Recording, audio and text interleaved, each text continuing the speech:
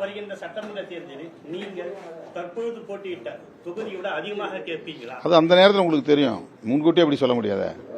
அது நெகோசியேஷன்ல பேச்சுவார்த்தையில் தான் முடிவு பண்ணும். கூட்டணி கட்சியில் உள்ள தலைவரே சொல்லியிருக்காரு. அதை பத்தி யாரு கூட்டணி கட்சியுடைய கூட்டணி பலம்ங்கிறது முக்கியங்கிறத சொல்றாரு. அவ்வளவுதான்.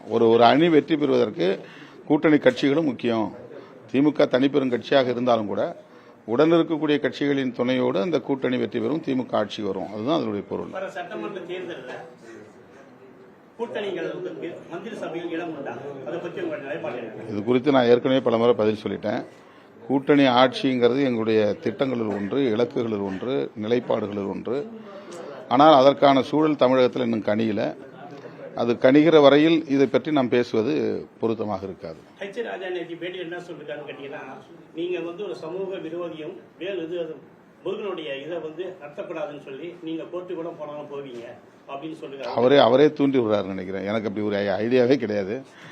ராஜாவுக்கே பிடிக்கல நினைக்கிறேன். அதாவது முருக பக்தர்கள் மாநாடு நடத்துறது, அவருக்கு எதிரான கோஷ்டி நடத்துறாங்க அப்படின்னு நான் நினைக்கிறேன். அதனால அவர் அப்படி சொல்லியிருக்கிறார். ஒரு ஷாதா கட்சியை கலைச்சாரு.